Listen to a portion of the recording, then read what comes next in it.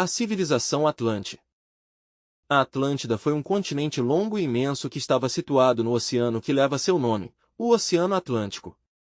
Obviamente esse continente em princípio teve sua idade de ouro, como a tivemos nós os ários e como a tiveram os lêmures. Na Idade de Ouro, ou seja, a época pré-Atlante, quando se estendia o amor, a beleza, a harmonia, a poesia por todas as partes, quem governava a Atlântida eram reis divinos, reis sagrados. Esses reis sagrados tinham poderes sobre o fogo, ar, água e terra, sobre tudo o que é, foi e será. Mais tarde vêm as idades de prata, cobre e ferro da Atlântida.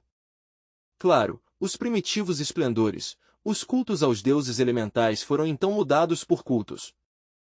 Na Atlântida houve uma civilização que nem remotamente suspeitam os seres humanos destes tempos. Basta dizer que havia automóveis movidos por energia atômica, que o mesmo podiam andar por terra, que flutuar pelos ares, navegar pelas águas, e movidos por energia nuclear. As casas dos Atlantes estavam rodeadas sempre de muros, muralhas, tinham jardins para frente, jardins para trás.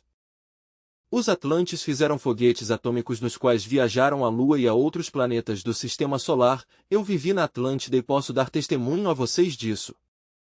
No entanto, havia várias cidades, havia um cosmoporto maravilhoso, desse cosmoporto, saíam naves cósmicas, foguetes atômicos a um ou outro planeta do Sistema Solar.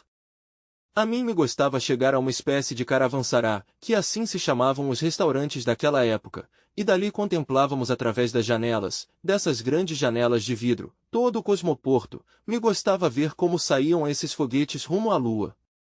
Ao princípio esses causavam grande assombro e não se sentiam senão os gritos das multidões, depois tornou-se muito comum. O iluminado era atômico, com energia nuclear. Havia aparelhos, por exemplo, que se conectavam à mente, e transmitiam a um ensinamento sem necessidade de estar alguém quebrando a cabeça para aprender. Aparelhos telepáticos maravilhosos, que transmitiam a um conhecimento, não os tenho voltado a ver nesta época. Na Atlântida houve raça amarela, os senhores da face redonda e amarela, os senhores da face da lua, havia brancos, os senhores da face tenebrosa, os vermelhos, etc., etc. Houve distintos ângulos, os distintos lugares, em que foram codificando-se as cores. Um dos templos que se conheceu na época da Atlântida foi o Templo de Netuno, e se prestava culto ao deus Netuno, o grande senhor da Atlântida. O deus Netuno, o regente de Netuno, chegou a tomar corpo físico na Terra e viveu na Atlântida, já escreveu seus preceitos nas colunas dos templos. O culto a Netuno foi famosíssimo, igual que o dos elementais das águas, as sereias do imenso mar, as nereidas, aos gênios do oceano. Foi uma época extraordinária, neptuniana amentina antiquíssima, que vinha de um remoto passado. Os leões arrastavam os carruagens. Vocês veem os leões hoje em dia furiosos, terríveis, pois na Atlântida os leões serviam como animais de tiro, os leões eram domésticos.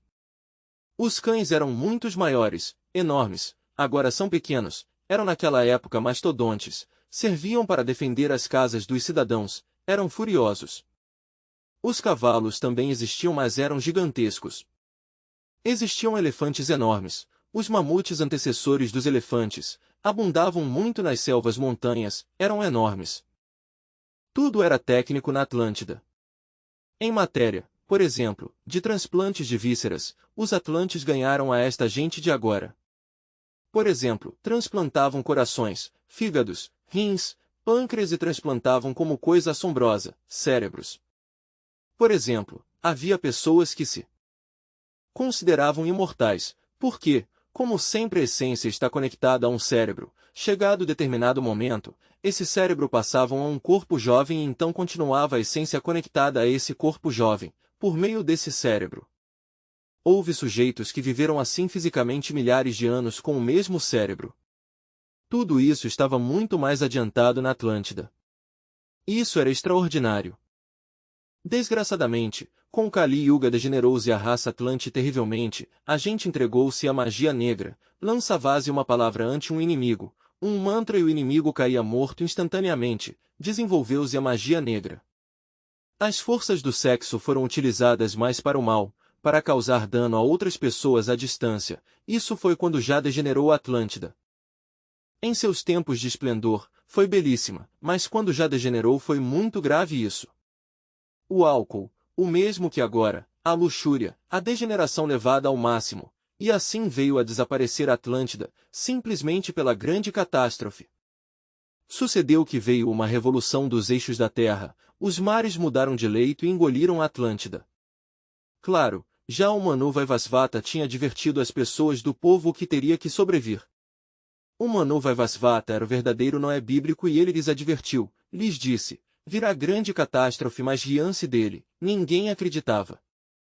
Verdadeiramente chegou o dia em que houve essa revolução dos eixos da Terra, e foi violenta a catástrofe, mas antes de que se produzisse a catástrofe já os sábios da Universidade Acaudano sabiam e saíram da Atlântida antes que se afundasse no fundo do mar. Foram para o pequeno continente de Grabonci, que é um pequeno continente que hoje é a África.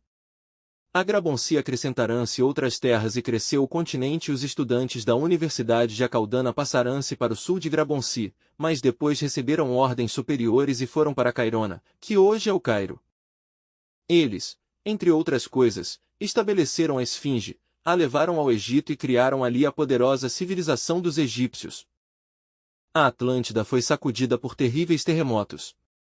Em certa ocasião, reunirão-se milhares de pessoas no gigantesco templo de Netuno invocando todos a Ramu, o sacerdote Ramu. Chegou Ramu e exclamaram as multidões vestidas com muitas joias preciosas, que vestimentas, que ouro, que diamantes. Ramu salva-nos, e Ramu lhes contestou, já o tinha advertido e não me crestes, agora vós perecereis com vossas mulheres e vossos filhos e vossas escravas e vossas riquezas, e de toda a semente desta raça, se levantará grande raça, referindo-se a nós a raça ária, mas se eles se portarem como vós perecerão também. Diz a lenda que as últimas palavras de Ramu foram afogadas pela fumaça e pelas chamas. De maneira que, com terremotos espantosos, 3 vezes pareceu afundar-se e a terceira vez afundou-se definitivamente todo o continente, com todos seus milhões de seres e todas suas técnicas e todas suas indústrias, poderosos edifícios e seus barcos aéreos, seus automóveis atômicos, etc. E era uma civilização milhões de vezes mais poderosa que esta. Esta civilização nossa não lhe chega nem pelos pés à civilização dos Atlantes, nem em técnica, nem em indústria, nem em nada. Era mais poderosa, já iam a Vênus, iam a Mercúrio em foguetes atômicos, de maneira que foram muito fortes. A primeira parte da Atlântida me pareceu ainda mais interessante que a segunda. Na primeira parte sim houve harmonia, beleza, fraternidade, amor. Chegavam naves que vinham de outros mundos, vinham de Marte, de Vênus, de Mercúrio. Então esses extraterrestres conviviam com os reis da Atlântida, aconselhavam-nos, ensinavam-lhes.